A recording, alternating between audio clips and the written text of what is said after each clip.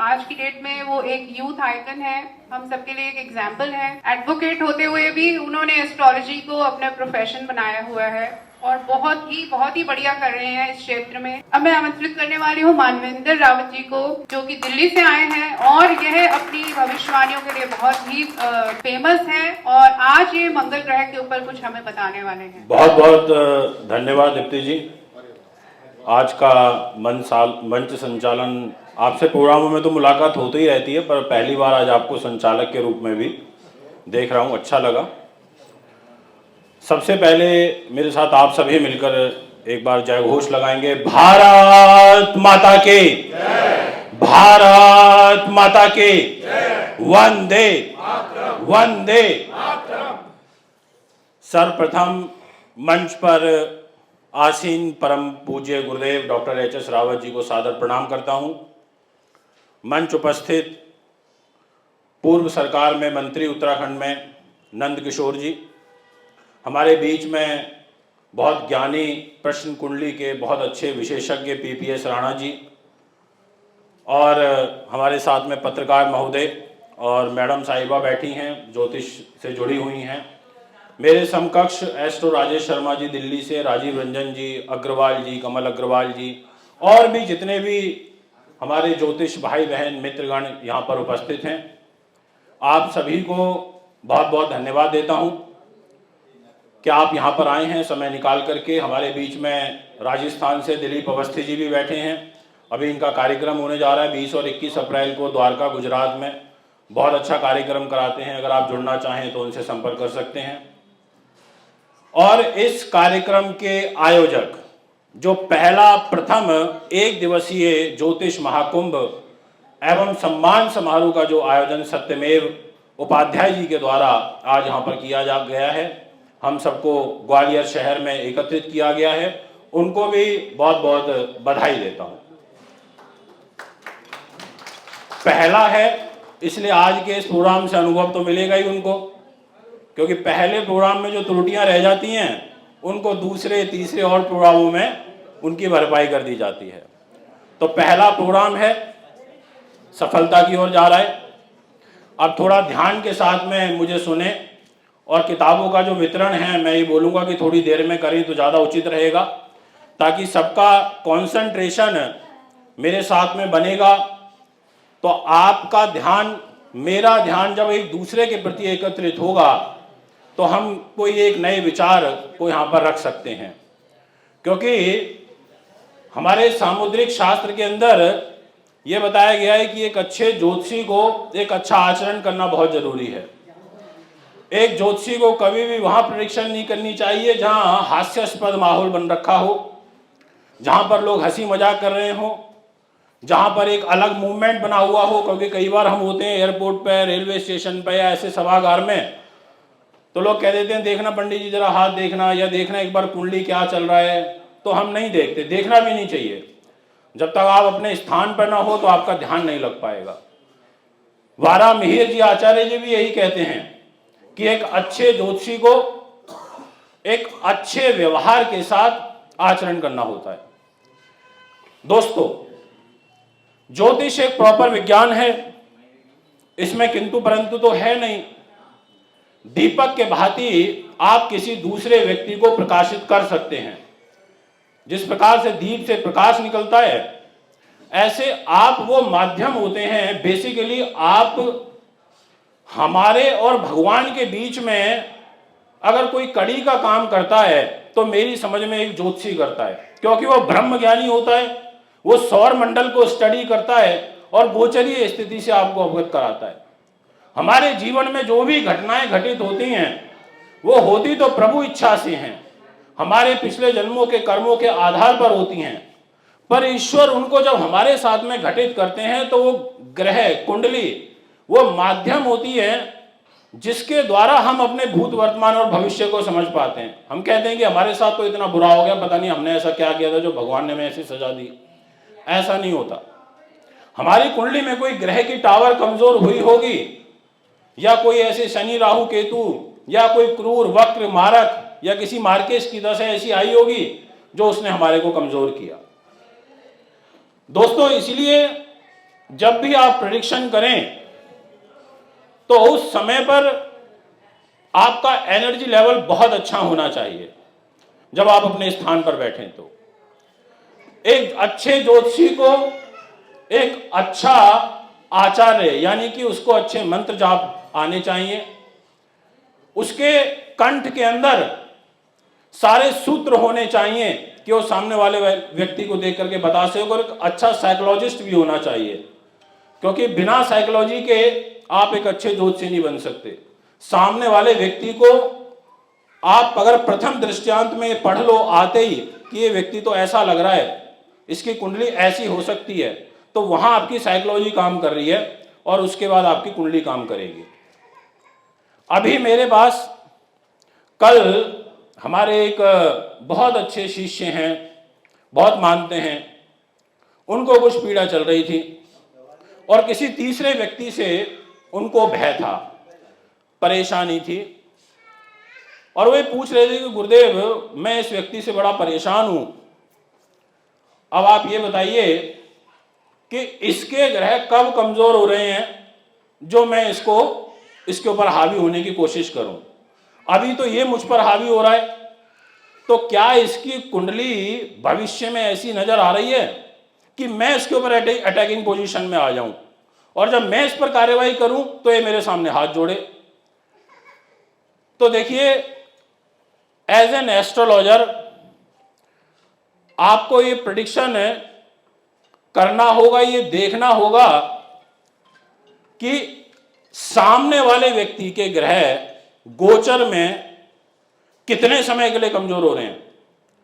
उसके 1 साल के लिए हो रहे हैं, 6 महीने के लिए हो रहे हैं, 2 साल के लिए हो रहे हैं, 1 महीने के लिए हो रहे हैं, तो आप उसको सजेस्ट कर सकते हो कि अगर आप इस व्यक्ति को से बचना चाहते हो या इसको अपने दबाव में लेना चाहते हो तो इस टाइम पीरियड पर आप इसके ऊपर कार्रवाई करा दो। अब उनका यही प्रश्न था कि मेरे को इसके ऊपर रेड डलवानी है किसी डिपार्टमेंट से, और अभी ये बहुत ज्यादा उल्टा सीधा बोल रहा है। तो मैंने उनकी कुंडली लगाई, मैंने कहा आपको पीड़ा जिस व्यक्ति से उसकी डेट ऑफ बर्थ है? तो बोले हाँ है। मैंने कहा बताओ। मैंने उसकी कुंडली लगाई, सामने लैपटॉप में सॉफ्टवेयर में आ गई। मैंने देखा उसकी तुला लगन की कुंडली थी और उसके 6ठे भाव में गोचर में लगन से 6ठे भाव में राहु चल रहा है और शनि ग्रह उसका 5म भाव में है गोचर के अंदर। मैंने बोला कि अगर आप इस व्यक्ति से उलझना चाहते हो या इसको परेशानी में लेकर के आना चाहते हो किसी भी रूप में, तो अभी आप इंतजार करो मंगल ग्रह का 6ठे भाव में आने का। आप इंतजार करो सूर्य का और राहु का इकट्ठा होने का। मैंने कहा 15 तारीख को 14 तारीख को दोपहर में 12:30 बजे सूर्य राहु के साथ युति करेगा और लगन से 6ठे भाव में आ जाएगा, और एकादश स्थान का मालिक है लाभ स्थान का, और 6ठे से 6ठा लाभ स्थान भी होता है और रोग कष्ट और परेशानी का भी होता है। मैंने कहा लाभेश और साथ में रोगेश और कष्ट का मालिक सूर्य ग्रह गोचर में जब 14 मार्च को इनके 6ठे भाव में आएगा और लग्नेश का शत्रु है और राहु के साथ रहेगा, तो ऐसी स्थिति में सूर्य राहु की युति में आप इनको कमजोर कर सकते हो। सूर्य है सरकार, सूर्य है राजा, सूर्य हानि भी कराएगा तो बड़ी कराएगा, सूर्य नुकसान छोटा तो करेगा नहीं। उसकी तो सोच में ही है कि अगर नुकसान करें तो बड़ा करें। तो राहु के साथ युति उसकी होगी तो आप इसके ऊपर जो कार्रवाई करना चाहते हो करवा दो। और इसके पीछे पीछे फिर मंगल भी आ रहा है। मैंने कहा 15 मार्च को मंगल आ जाएगा कुंभ राशि में, 5th हाउस में इसकी बुद्धि पर बैठेगा, ये गलत डिसीजन लेगा, ये बौखलाएगा, इसका तापक्रम बढ़ेगा, इसका तापमान बढ़ेगा, इसकी बुद्धि डिस्टर्ब हो जाएगी, क्योंकि 5म भाव में मंगल आएगा और शनि के साथ युति बनेगी, और मंगल शनि की युति तो जिस घर में बनती है उस घर को हानि पहुंचाती है। और मैंने कहा उसके बाद 40 दिन और जोड़ लो 15 मार्च से, 40 दिन बाद मंगल फिर राशि परिवर्तन करेगा और राहु के साथ आ जाएगा 6ठे भाव में। तो इसका मतलब इसका मार्च का महीना 15 तारीख से लेकर के और लगभग 80 दिनों तक यानी कि 2.5 महीने पौने 3 महीने की जो स्थिति रहेगी उसमें ये परेशानी में रहेगा, कष्ट में रहेगा। छठे भाव पर इसके ज्यादा प्रभाव रहेगा। रोग, चोट, शत्रु, बाधा, पुलिस केस, मुकदमा, तनाव, टेंशन, हानि, अपयश, डिपार्टमेंटल परेशानी आना, ऐसी स्थिति बनेगी। मैंने कहा आप करवा दो कार्यवाही। मैंने कहा देखो इन 2.5 महीने में आपके हाथ जोड़ने लगेगा। वो कहते ठीक है गुरुदेव, तो ऐसा ही करता हूं। और मैंने कहा इसकी लगन में भी नीच का सूर्य बैठा है। मैंने कहा ओवर कॉन्फिडेंस में रहेगा। बोला हाँ गुरुदेव ऐसा ही होता है। मैंने कहा राजा है ना, नीच होगा तो मैंने कहा उसमें ज्यादा उल्टे काम करेगा, ओवर कॉन्फिडेंस का शिकार हो जाएगा। इसलिए मैंने कहा आप ये टाइम चूज कर सकते हो। तो कई बार जब हम कुंडलियों का फलादेश करते हैं ना, तो हमारे को इन सब चीजों का सहारा लेना पड़ता है। इसलिए आप ऐसे देख सकते हो, बट इसके लिए आपको डीप स्टडी करनी पड़ेगी। इसके लिए आपके माइंड में पंचांग होना चाहिए। अब हम तो यूट्यूब पर वीडियो बनाते हैं, 16 लाख के आसपास सब्सक्राइबर है मेरे यूट्यूब पर, तो निरंतर अभ्यास करना पड़ता है। तो सारा का सारा जो पंचांग है पूरे साल का, हर ग्रह के गोचर का, वो यहां माइंड में सेव हो गया। और आपको अच्छा ज्योतिषी बनना है तो आपको माइंड में रखना पड़ेगा, ताकि आप उस व्यक्ति से डिस्कशन कर सको, आप उसको 2, 4, 6 महीने बाद की भी स्थिति से अवगत करा सको। आप ऐसे बोल सकते हो। और मैंने कहा इतना ही नहीं, आप रुको। मैंने कहा इसका विवाह स्थान का स्वामी मंगल बनता है तुला लगन में, और मंगल जब राहु के साथ आएगा तो अपनी मेष राशि से द्वादश हो जाएगा, पत्नी के साथ विवाद खड़ा होगा। और शनि 5th हाउस में गोचर में है और नीच राशि से मेष को ही देख रहा है, विवाह स्थान को ही देख रहा है अभी। तो मैंने कहा और ज्यादा दिक्कत आएगी, घर से भी कमजोर होगा, क्योंकि परिवार का स्वामी 2nd हाउस का लॉर्ड, धन का लॉर्ड होकर के 6th हाउस में आएगा, राहु के साथ रहेगा, परिवार से भी जाएगा, डिपार्टमेंटल इंक्वायरी में भी फंसेगा, पत्नी से भी तनाव आएगा। आप ऐसे प्रेडिक्शन कर सकते हो। मैं नहीं जानता कि मैं कितना सही हूं और कितना गलत हूं, पर जो मेरा ज्ञान है, जो मैंने अब तक अर्जित किया है, उसको मैं आपके साथ यहां पर साझा कर रहा हूं, और ऐसा मैंने अनुभव में पाया है।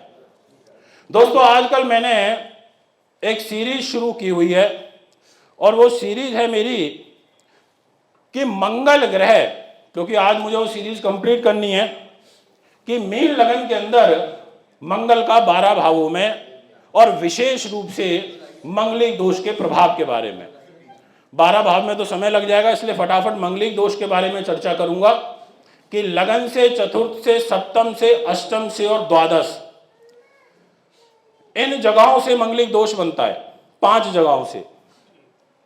अब मीन लगन है, विवाह की तैयारी चल रही है, कुंडलियों का मिलान चल रहा है। जैसा भी एस्ट्रो राजेश शर्मा जी ने बहुत अच्छी बात बोली कि हम गुणों को मिला लेते हैं पर नक्षत्र मिलापक नहीं करते।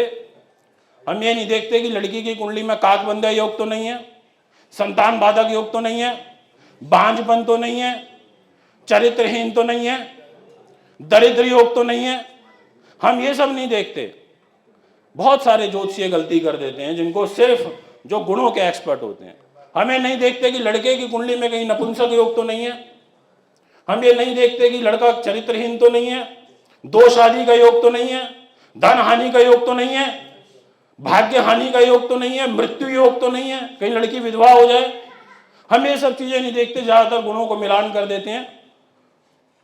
ऐसे ही जब हम कुंडली का मिलान करते हैं तो उस समय पर हमारे को इस बात का भी चिंतन करना पड़ेगा कि मंगल का दोष जो ये 5 भावों में बनता है, ये आपकी पत्नी के लिए हानिकारक नहीं है, बट हो सकता है आपके भाई बहन के लिए हानिकारक हो जाए, हो सकता है आपके परिवार के लिए मंगलिक दोष हानिकारक हो जाए, हो सकता है आपके भाग्य के लिए हो जाए, आपके पिता के लिए मृत्युतुल्य कष्ट वाला हो जाए।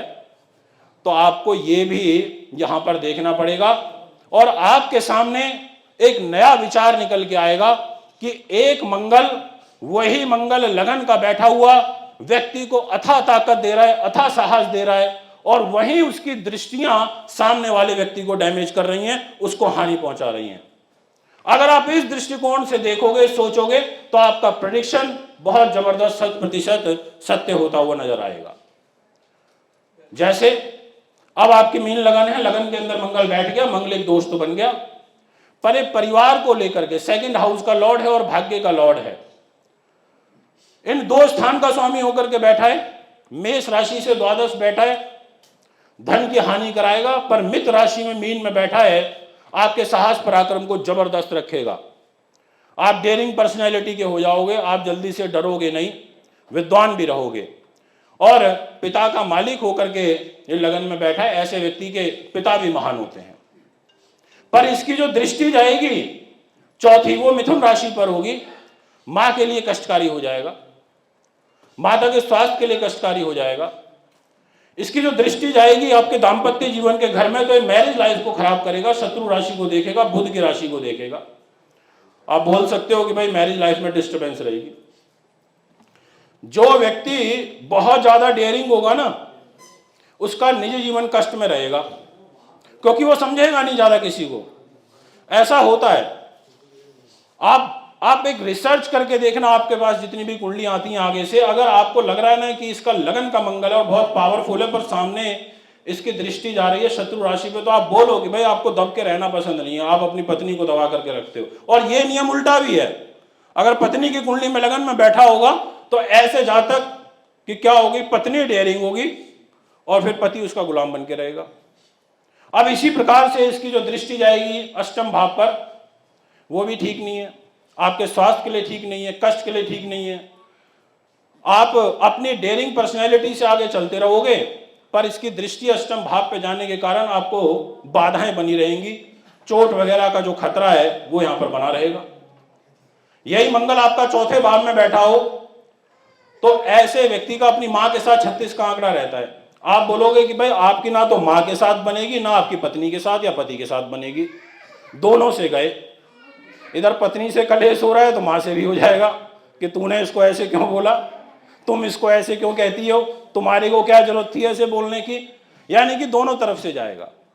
पर ऐसे व्यक्ति की मां डेयरिंग होती है, मां साहसिक होती है, बट बैठ गया मां की लगन, वो तो मां की लगन ही हो गई ना, फर्स्ट हाउस हो गया मां का, तो वहां बैठ गया, वहां से चौथी दृष्टि डाल रहा है आपके दाम्पत्य जीवन पर, उसको भी कष्ट में लाएगा।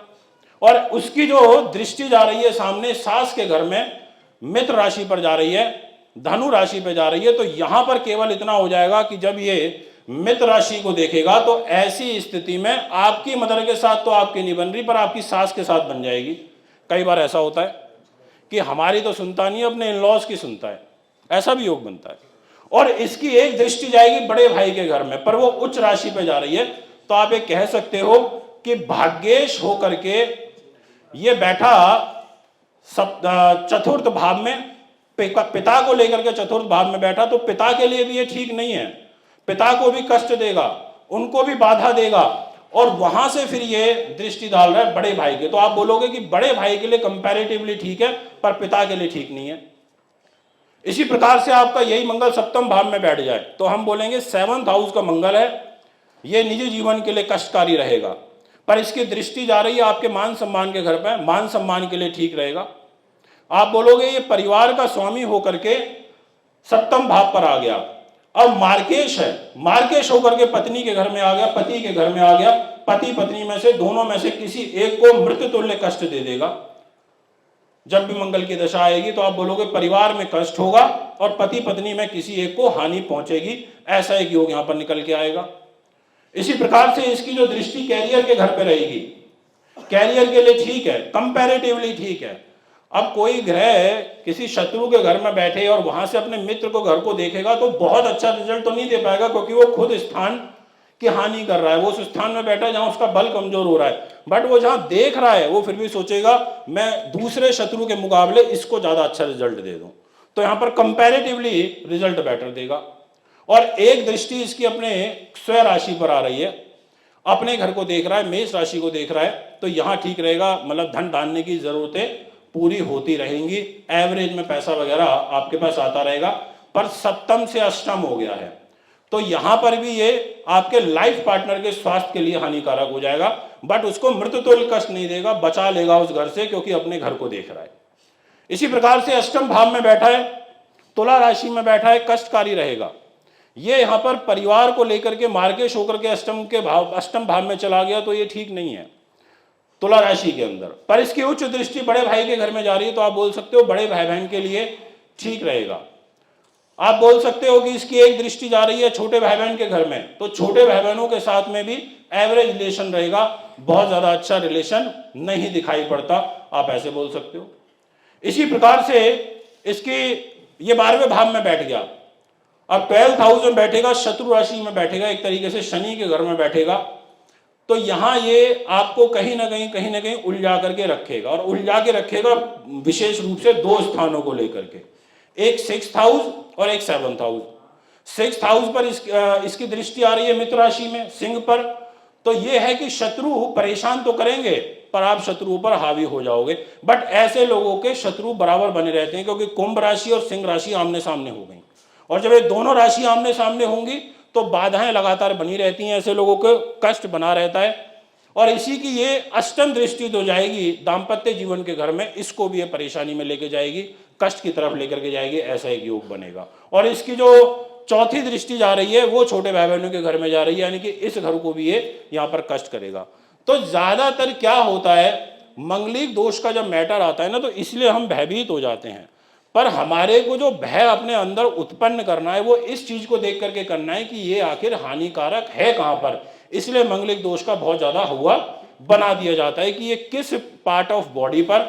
अभी ये तो केवल मैंने ये रिश्तेदारियों की बात करी, ये तो मैंने आपको सिर्फ ये बताया कि ये इस परिवार के सदस्यों को हानि देगा। आप अगर इसको हम मेडिकल एस्ट्रोलॉजी में ले जाए तो ये किस किस पार्ट ऑफ बॉडी को मेडिकल एस्ट्रोलॉजी में शारीरिक रूप से कष्ट पहुंचाएगा, आप इसका भी प्रेडिक्शन कर सकते हो।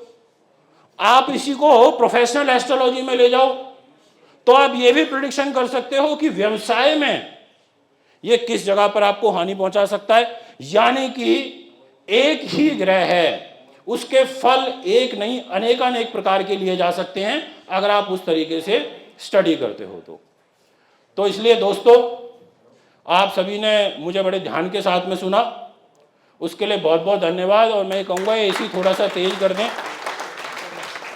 काफ़ी गर्मी हो रही है रूम में। और एक बार उपाध्याय जी आपको भी बहुत बहुत शुभकामनाएं। मेरा तो ग्वालियर में वैसे आना जाना लगा रहता है, पर प्रोग्राम के रूप में आज पहली बार मैं आया हूँ, अच्छा प्रोग्राम आपने किया है, बहुत बहुत शुभकामनाएं।